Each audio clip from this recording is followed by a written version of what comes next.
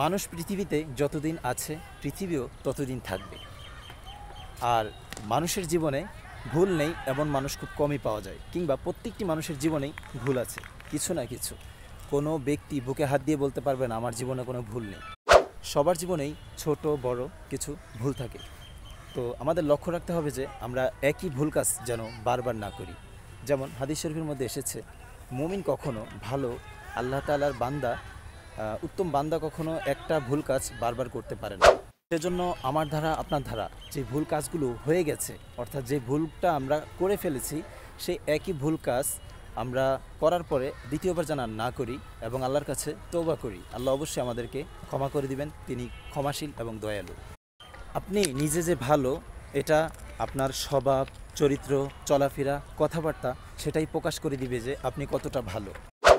সবার সাথে নম্র হন, ভদ্র হন এবং সুলভপূর্ণ আচরণ করুন। দেখবেন আপনাকে সবাই ভালোবাসবে এবং সবাই ভালো জানবে।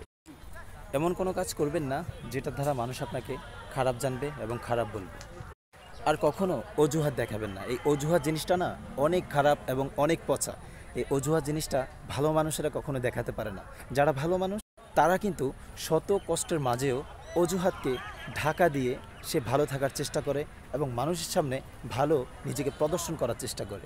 এখন অনেকে প্রশ্ন করতে পারেন, ভাইয়া অজুহাত কি? আমি তো বুঝলাম না। আসুন তাহলে অজুহাত আপনাকে বুঝিয়ে দিচ্ছি।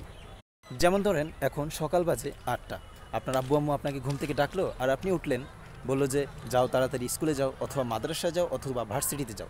আপনি বললেন যে না আমি যাব না। কেন? আমার মাথা ব্যথা করছে। এটা প্রথম দিনের অজুহাত।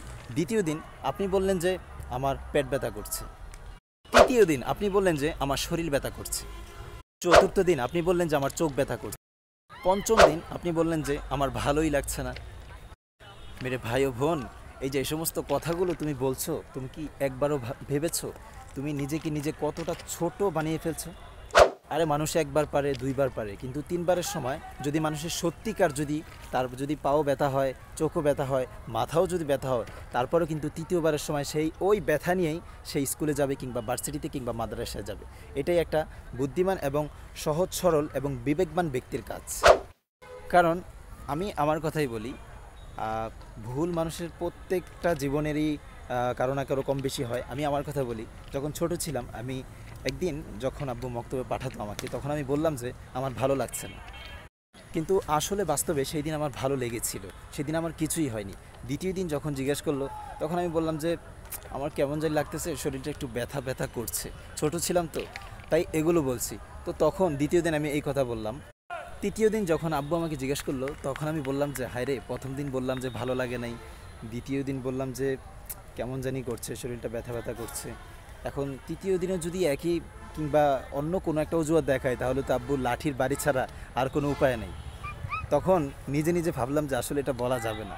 তো আস্তে করে বাস তৃতীয় দিনের সময় সত্যিই কিন্তু আমার কি খারাপ লাগছিল, শরীরটা অনেক খারাপ, ভালো লাগছে না। তৃতীয় দিন ওই খারাপ শরীর নিয়েই কিন্তু আমার সেই স্কুলে যেতে হয়েছে। আরে ভাই, এটাই হচ্ছে বাস্তবতা। তো সেজন্য মানুষ একবার অজুহাত দেখাতে পারে, দুইবার দেখাতে পারে, কিন্তু বারবার নয়। সেজন্য এই বারবার অজুহাতগুলো ছাড়ুন আর নিজেকে পরিবর্তন করুন। দেখবেন সমাজ, দেশ সবাই আপনাকে ভালোবাসবে, আপনাকে সম্মান জানাবে। আসুন আমরা সবাই এই সমস্ত অজুহাতগুলো ছেড়ে নিজেকে নিজে মানিয়ে নেই এবং নিজেকে নিজে বুঝাই। আসলে আমরা একটা মানুষ, আমাদের একটি জীবন আছে, আমাদের একটি সম্মান আছে, আমাদের একটি ইজ্জত আছে।